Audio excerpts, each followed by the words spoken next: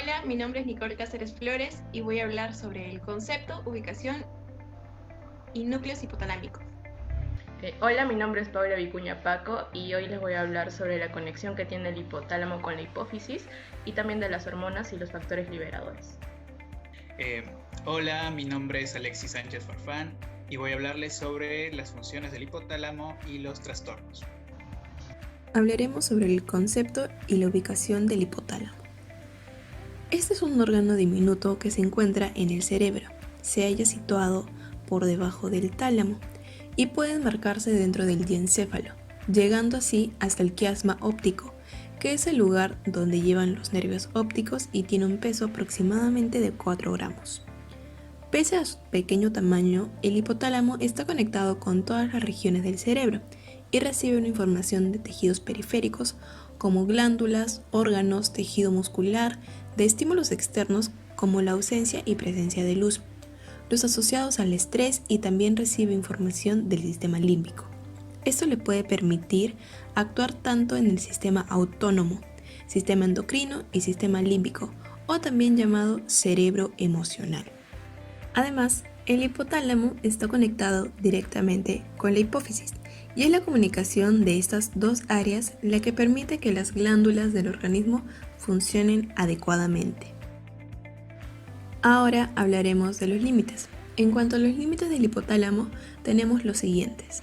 En el límite superior se encuentra el cuerpo calloso y el tálamo. En el límite lateral está la lámina supraóptica. Y por el límite inferior tenemos el tallo hipofisiario y los cuerpos mamilares. Ahora veremos los núcleos. Las neuronas del hipotálamo se agrupan en núcleos neuronales, que permite que las neuronas del hipotálamo y otras partes del cerebro estén continuamente comunicadas, y cada uno de estos núcleos cumple una función en el hipotálamo, ya sea a través de las hormonas que libera o de los factores hipotalámicos. La función de estos núcleos es secretar hormonas, que en total son 11. El núcleo paraventricular regula la secreción de la hipófisis mediante la síntesis de hormonas, como por ejemplo la oxitocina. Núcleo arcuato participa en función emocional del hipotálamo. En el núcleo hipotalámico anterior se encarga de la pérdida de calor mediante la sudoración. En el núcleo hipotalámico posterior, su función es mantener el calor cuando se tiene la sensación de frío. En los núcleos laterales, regula la sensación de hambre y de sed. En el núcleo mamilar, interviene en la memoria. En el núcleo preóptico, participa en funciones parasimpáticas relacionadas con la alimentación, la locomoción y con el apareamiento. También tenemos el núcleo supraóptico, que regula la presión arterial. En el núcleo supraquiasmático es el que regula el ciclo circadiano. En el núcleo ventromedial es el que está implicado en conductas agresivas y defensivas, y en el núcleo dorsomedial es el que regula la ansiedad.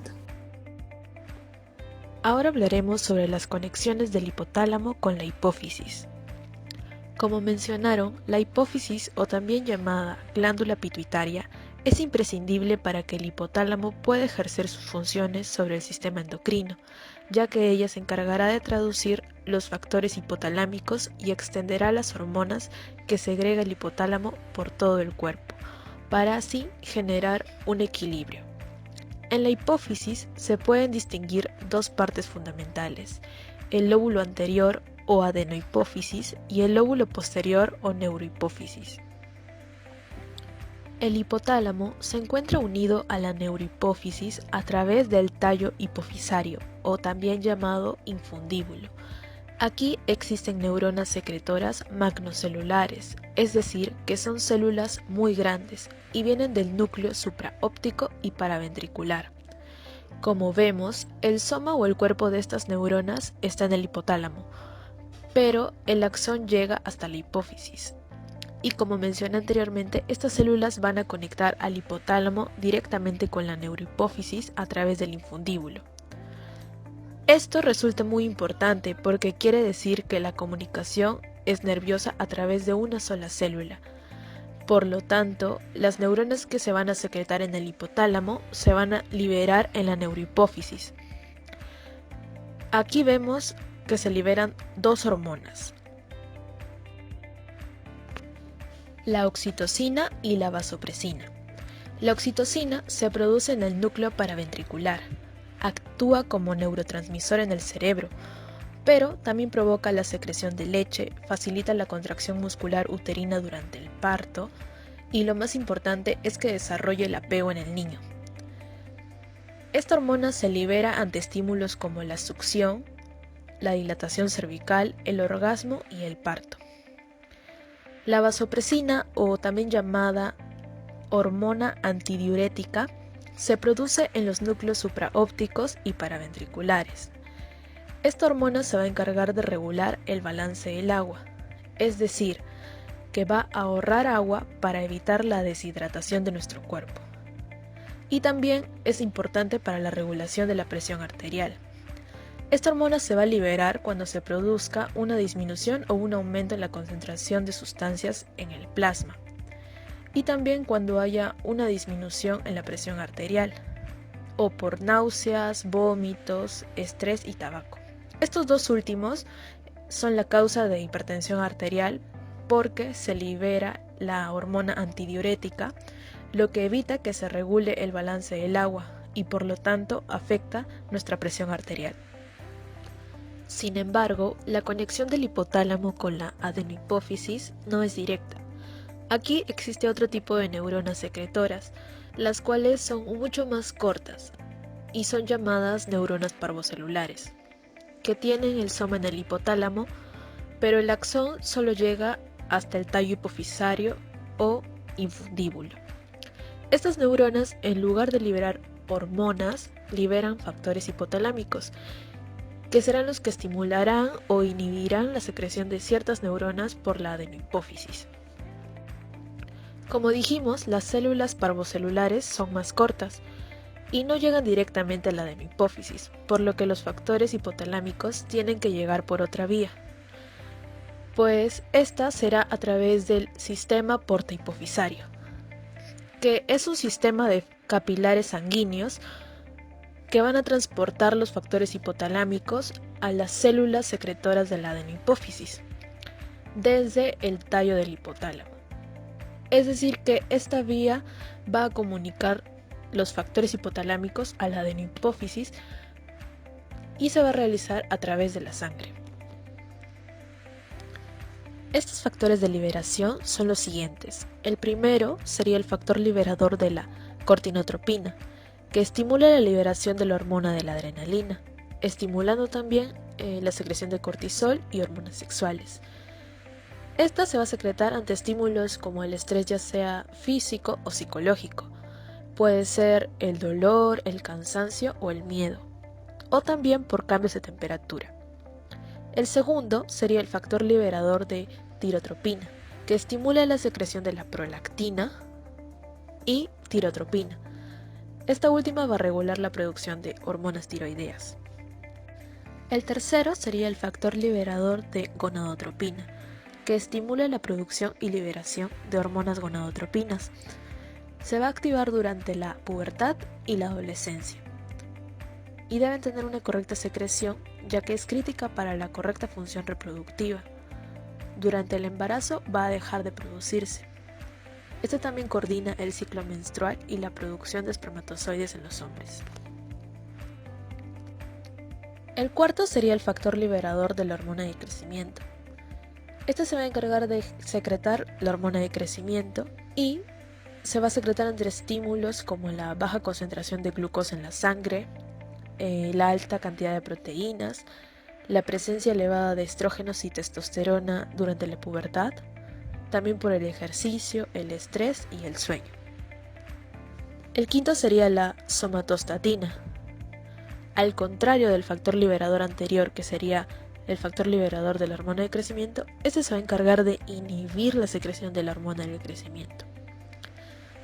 Y el sexto factor liberador sería la dopamina, que aparte de ser un neurotransmisor, aquí va a tener una función endocrina y va a inhibir la secreción de la prolactina, la cual es la hormona que produce la leche materna y es distinta a la oxitocina que se encarga de secretarla. Ahora pasaré a hablar sobre las funciones. ¿Alguna vez se han preguntado por qué sentimos hambre, sed, miedo, incluso cuando sentimos enamoramiento? Pues bien, todas estas sensaciones se las debemos al hipotálamo. Ahora, el hipotálamo es el órgano encargado de regular la respuesta del organismo a los cambios en el medio que nos rodea, manteniendo la homeostasis. Bien, pero ¿qué es la homeostasis? Es la capacidad de mantener el cuerpo en equilibrio frente a cambios en el medio externo. Y su mantenimiento se puede realizar de forma rápida a través del sistema nervioso, o también de una forma más tardía a través del sistema endocrino. Bien, cuando el hipotálamo actúa sobre el sistema nervioso autónomo, las funciones que ejerce son regular la actividad visceral, como por ejemplo la frecuencia cardíaca y el movimiento de los alimentos por el tubo digestivo, también la contracción de la vejiga urinaria. Regula la ingesta de alimentos, el hambre y sed, a través del núcleo arcuato y paraventricular, la sensación de sed que produce cuando hay una subida de concentración del plasma en la sangre, es decir, cuando la cantidad de agua es más baja. También regula la temperatura corporal, a través de la temperatura de la sangre que le llega. Si la temperatura de la sangre que le llega al hipotálamo es más alta de lo normal, entonces indica al sistema nervioso autónomo que empiece a producir la sensación de calor, es decir, el sudor para enfriar el cuerpo. Por el contrario, si la temperatura que llega es más baja, ordena que active la sensación de frío para mantener el máximo de calor posible. También regula los ritmos circadianos. Como está ubicado detrás de los nervios ópticos, recibe de la retina información visual, conectando con la glándula pineal y otras regiones hipotalámicas para regular el sueño y los estados de conciencia en general. Cuando el hipotálamo actúa sobre el sistema límbico, este participa en la expresión de las emociones, como cólera, dolor, agresión, placer y deseo sexual. Es decir, se encarga de que el cuerpo exprese estas emociones a todos los niveles.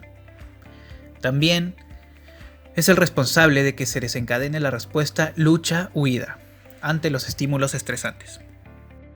Cuando el hipotálamo actúa sobre el sistema endocrino, se encarga de traducir las señales que recibimos del sistema nervioso autónomo en señales que nuestros órganos puedan entender, como son las hormonas.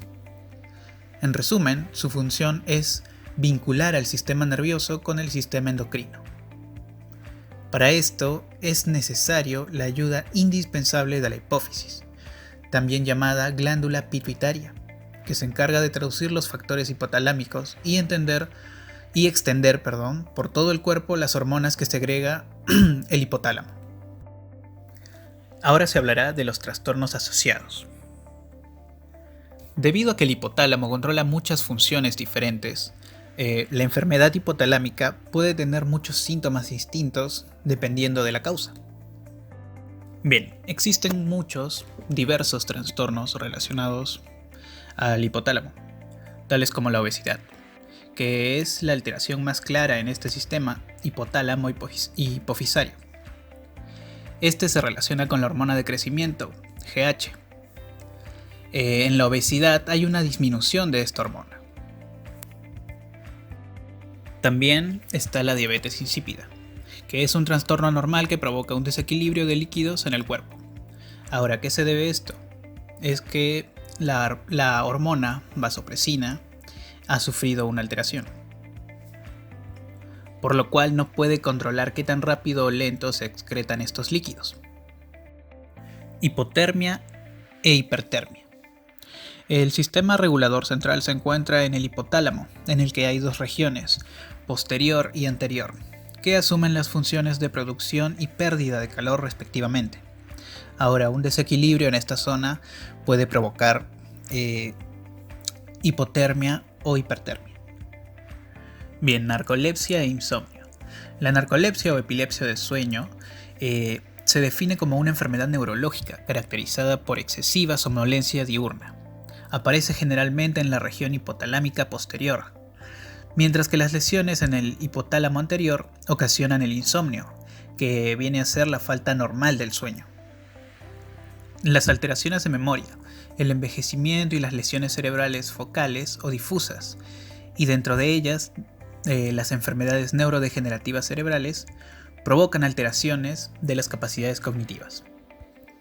También se halla lo que es la apatía, que, se da en la zona posterior del hipotálamo, y básicamente es que una persona se comporta de forma indiferente ante cualquier estímulo externo. Tiene un estado de desinterés y falta de motivación.